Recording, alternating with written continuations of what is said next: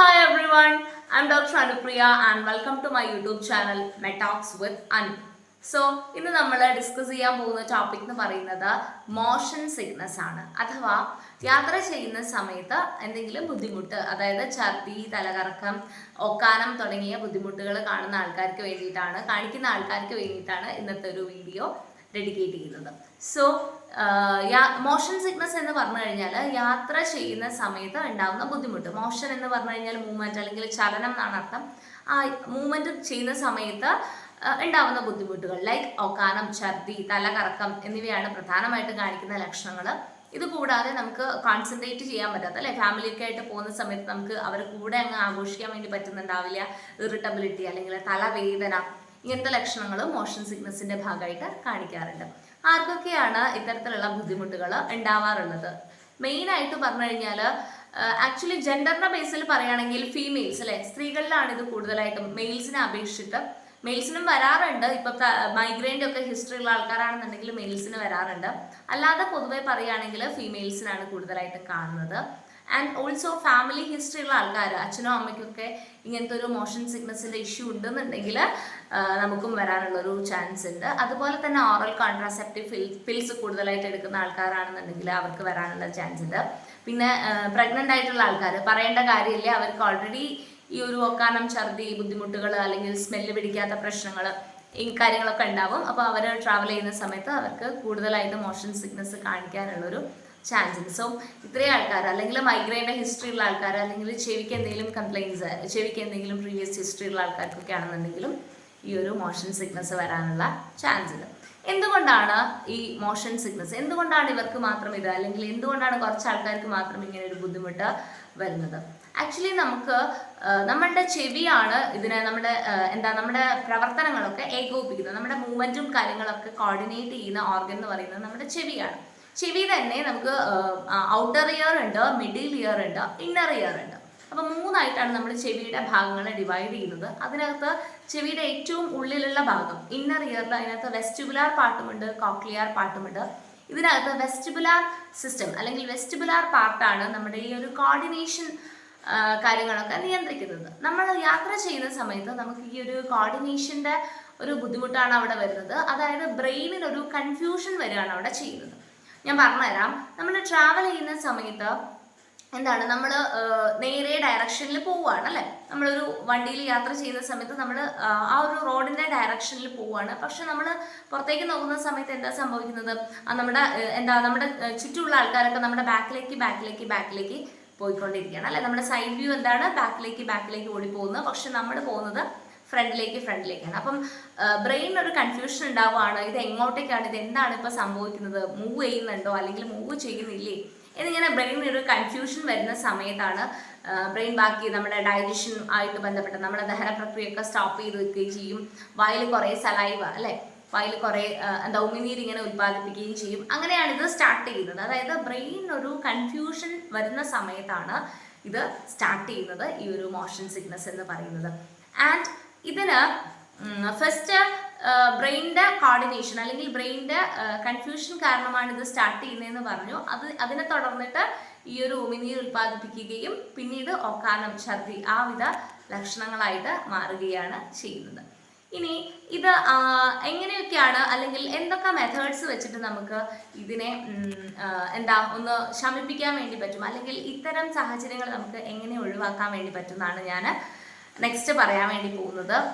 മെയിനായിട്ടും ഇങ്ങനത്തെ എന്തെങ്കിലും ബുദ്ധിമുട്ടുള്ള ആൾക്കാർ അത് തന്നെ ചിന്തിച്ചുകൊണ്ടിരിക്കാതിരിക്കുക. ഓക്കെ, അപ്പം ഇപ്പം നാളെയോ മറ്റന്നാളോ ഒരു യാത്ര ചെയ്യാനുണ്ടെന്നുണ്ടെങ്കിൽ അവർ 2 ദിവസം മുമ്പേ തുടങ്ങും, ഞാൻ എങ്ങനെ പോവും. ഇങ്ങനെ ഒരു തിങ്കിങ് പ്രോസസ്സ് നമ്മൾ ചെയ്യാതിരിക്കുക എന്നുള്ളതാണ് ഫസ്റ്റായിട്ട് നമ്മൾ ചെയ്യേണ്ടത്. ഇനി നമ്മൾ നമ്മൾ വെഹിക്കിളിൽ കയറി കഴിഞ്ഞ് കഴിഞ്ഞാൽ നമ്മൾ എപ്പോഴും വാഹനം പോകുന്ന ഡയറക്ഷനിൽ തന്നെ ഇരിക്കാൻ വേണ്ടി ശ്രദ്ധിക്കുക. ഞാനിപ്പോൾ പറയുന്നത് ട്രെയിനിൻ്റെ കേസാണ്. ഇപ്പോൾ ട്രെയിനിൽ നമുക്ക് രണ്ട് ഡയറക്ഷനിൽ അങ്ങോട്ടേക്കും ഇങ്ങോട്ടേക്കും സീറ്റ്സ് അവൈലബിൾ ആണ്, അല്ലേ? അപ്പം നമ്മൾ എപ്പോഴും നമ്മുടെ എഞ്ചിൻ്റെ സൈഡ്, അതായത് വണ്ടി പോകുന്ന ഡയറക്ഷനിലേക്ക് വേണം നമ്മൾ ഇരിക്കാൻ വേണ്ടിയിട്ട്. നമ്മൾ തിരിച്ചിരിക്കുന്ന സമയത്ത് ഞാൻ നേരത്തെ പറഞ്ഞിരിക്കുന്ന ഒരു കൺഫ്യൂഷൻ വരാനുള്ളൊരു ചാൻസ് ഉണ്ട്. ആൻഡ് റോഡിലൂടെ പോകുന്ന സമയത്ത് ഇത് കൂടുതലായിട്ടും വരാനുള്ള ചാൻസ് എന്ന് പറയുന്നത്, ഒന്നില്ലെങ്കിൽ വണ്ടി ചിലപ്പോൾ ചില ആൾക്കാർക്ക് വണ്ടി സ്റ്റാർട്ട് ചെയ്യുമ്പോഴേ തുടങ്ങും, അല്ലേ? അല്ലെങ്കിൽ ചിലപ്പോൾ വളവൊക്കെ തിരിക്കുന്ന സമയത്തായിരിക്കും, അല്ലെങ്കിൽ കുലുക്കമുള്ള സമയത്തായിരിക്കും അല്ലേ. അപ്പം എന്ത് ചെയ്യാന്ന് പറഞ്ഞു കഴിഞ്ഞാൽ വളവൊക്കെ തിരിക്കുന്ന സമയത്ത് ഡ്രൈവറെ അടുത്ത് പറയുക, നമുക്ക് പേഴ്സണലി അറിയുന്ന ആളാണെങ്കിൽ പറയുക എനിക്ക് ഛർദ്ദിക്കാനുള്ള ഒരു ടെൻഡൻസി ഉണ്ട്, അപ്പോൾ വളവൊക്കെ ഒന്ന് മെല്ലെ വേണം തിരിക്കാൻ വേണ്ടിയിട്ട് എന്ന് പറയാം. അപ്പം വളവ് നമ്മൾ സ്ലോ ഡൗൺ ചെയ്യുക. ഇനി കുലുക്കത്തിൻ്റെ പ്രശ്നമാണെന്നുണ്ടെങ്കിൽ നമുക്ക് അറിയാം അല്ലേ, ബസ്സൊക്കെ ആണെന്നുണ്ടെങ്കിൽ ബാക്ക് സീറ്റ്സിൽ കുറച്ച് കുലുക്കം കൂടുതലായിരിക്കും, ഏറ്റവും ഫ്രണ്ടിലായിരിക്കും കുലുക്കം കമ്പാരിറ്റീവ്ലി കുറവുള്ളത്. അപ്പം അങ്ങനത്തെ സ്ഥലത്ത് വിൻഡോ സീറ്റിൽ വേണം നമ്മൾ പ്രിഫർ ചെയ്യാൻ വേണ്ടിയിട്ട്. എന്നിട്ട് നമ്മൾ വണ്ടീൻ്റെ ഡയറക്ഷൻ വേണം, നമ്മൾ വെഹിക്കിൾ പോകുന്ന ഡയറക്ഷനിൽ വേണം നമ്മൾ ശ്രദ്ധിക്കാൻ വേണ്ടിയിട്ട്. അപ്പം നമ്മൾ വിൻഡോ സീറ്റിൽ ഇരിക്കണം, നമ്മൾ വെഹിക്കിളിൻ്റെ ഡയറക്ഷനിൽ നോക്കുകയും വേണം, നമ്മൾ ഫ്രണ്ട് സീറ്റ് ഫോക്കസ് ചെയ്യുക. ഇനി ഇൻ കേസ് നിങ്ങൾക്ക് ഫ്രണ്ട് സീറ്റിൽ ഇരിക്കാൻ പേടിയുള്ള ആൾക്കാരാണെന്നുണ്ടെങ്കിൽ മിഡിൽ സീറ്റിലെങ്കിലും ഇരിക്കാം. അല്ലാതെ നിങ്ങൾ കൂടുതൽ ബാക്കോട്ടേക്ക് പോയി കഴിഞ്ഞ് കഴിഞ്ഞാൽ ബസ്സിലൊക്കെ ആണെങ്കിൽ കുലുക്കം കൂടുതലാവാനുള്ള ചാൻസ് ഉണ്ട്, നിങ്ങൾക്ക് ഛർദ്ദിക്കാനുള്ളൊരു ടെൻഡൻസി കൂടുതലായിരിക്കും. അതുപോലെ തന്നെ യാത്ര ചെയ്യുന്ന സമയത്ത് ഈ ഒരു ടെൻഡൻസി ഉള്ള ആളെ നിങ്ങൾ അവരുടെ കൂടെ ട്രാവൽ ചെയ്യാതിരിക്കാൻ വേണ്ടി ശ്രദ്ധിക്കാം. കാരണം നിങ്ങൾ സംസാരിക്കുന്നത് മുഴുവൻ ഈ ഛർദ്ദിക്കുന്ന വിഷയങ്ങളായിരിക്കും. അപ്പം നിങ്ങളുടെ മൈൻഡ് അതിന് പ്രിപ്പയർ ആവുന്ന ഒരു പോലെയാണ്. ഓക്കെ, അപ്പം നിങ്ങൾ ഛർദ്ദിക്കുമോ എന്നൊക്കെ ആയിരിക്കും നിങ്ങൾ അങ്ങോട്ടും ഇങ്ങോട്ടും ടോക്ക് ചെയ്യുന്നുണ്ടാവുക. അപ്പം നിങ്ങൾക്ക് ആ ഒരു ടെൻഡൻസി കാരണം, ആ ഒരു ടോക്ക് കാരണം തന്നെ നിങ്ങൾക്ക് ഛർദ്ദിക്കാനുള്ളൊരു ചാൻസ് കൂടുതലാണ്. അപ്പം നിങ്ങൾ അത്തരത്തിലുള്ള ആൾക്കാരുമായിട്ട് നിങ്ങൾ ഇരിക്കാതിരിക്കുക. ഇനി അഥവാ വേറെയും കാരണങ്ങളുണ്ട്. ഇനി ഇൻ കേസ് നമ്മുടെ കൂടെ ഇരിക്കുന്ന അയാൾ ഛർദ്ദിക്കുകയാണെന്നുണ്ടെങ്കിൽ നമുക്ക് ആ ഛർദ്ദി വോമിറ്റസിൻ്റെ സ്മെല്ല് കാരണം നിങ്ങൾക്കും ഛർദ്ദിക്കാൻ വരും. ചില ആൾക്കാർക്ക് അത് കാണുമ്പോഴേ ഛർദ്ദിക്കാൻ വരും. സോ ഒരാൾ ഛർദ്ദിച്ചു കഴിഞ്ഞാൽ നമ്മൾ ബാക്കിൽ ഓട്ടോമാറ്റിക്കലി ഛർദ്ദിച്ചു പോകും. അപ്പം ബെറ്റർ അങ്ങനത്തെ ആൾക്കാരെ നമ്മൾ ഇങ്ങനത്തെ ട്രാവൽ ചെയ്യുന്ന സമയത്ത് കൂടെ കൂട്ടാതിരിക്കാൻ വേണ്ടിയിട്ട് ശ്രദ്ധിക്കുക. പിന്നെ ഒരു കാര്യം എന്ന് പറയുന്നത് വയറ് ഫുള്ളാക്കിയിട്ട് ബസ്സിൽ കയറാതിരിക്കുക. കൂടുതലായിട്ട് ഈ എണ്ണയും പൊരിച്ച സാധനങ്ങളൊക്കെ കഴിച്ച് അല്ലെങ്കിൽ ദഹിക്കാൻ പ്രയാസമുള്ള ഭക്ഷണമൊക്കെ കഴിച്ച് വയറ് ഫിറ്റ് ആക്കിയിട്ട് ബസ്സിൽ കയറി കഴിഞ്ഞ് കഴിഞ്ഞാൽ നമുക്ക് ഛർദ്ദിക്കാനുള്ളൊരു ടെൻഡൻസി കൂടുതലായിരിക്കും. അപ്പം അങ്ങനത്തെ കാര്യങ്ങൾ ചെയ്യാതിരിക്കുക. ആൻഡ് ഓൾസോ ഈ വെഹിക്കിളിൽ കയറിയിട്ട് നമ്മൾ എന്ത് ചെയ്യാൻ പാടില്ല, ഫുഡ് ഇങ്ങനെ കഴിച്ചുകൊണ്ടിരിക്കാൻ പാടില്ല. അപ്പം ആ സമയത്ത് നമുക്ക് എന്താവാനുള്ള ചാൻസ് ഉണ്ട്, ഒരു ഓക്കാനം ഛർദ്ദിക്കുള്ള ഒരു ചാൻസ് ഉണ്ട്. അപ്പം അതും നമ്മൾ ഒഴിവാക്കും.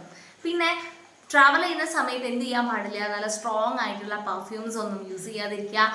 ആ ഒരു സ്മെല്ല് ചിലപ്പോൾ നമുക്ക് ഛർദ്ദി ഉണ്ടാക്കാനുള്ള ചാൻസ് ഉണ്ട്. ആൻഡ് ഓൾസോ നമ്മുടെ കൂടെ ഇരിക്കുന്ന ആളും അത്തരത്തിലുള്ള സ്ട്രോങ് പെർഫ്യൂം ഒക്കെ യൂസ് ചെയ്തിട്ടുള്ള ആളുടെ കൂടെ ഇരിക്കാതിരിക്കാൻ വേണ്ടിയിട്ട് ശ്രദ്ധിക്കുക. അപ്പം നമുക്ക് ആ ഒരു സ്മെല്ല് നമുക്ക് ചിലപ്പം വലിയൊരു ബുദ്ധിമുട്ട് ഉണ്ടാക്കിയേക്കാം. പിന്നെ ബസ്സിൻ്റെ കേസ്, ചില ആൾക്കാർക്ക് ബസ്സിൻ്റെ സ്മെല്ലടിക്കുമ്പോഴേ ഛർദ്ദിക്കാൻ വരും അല്ലേ.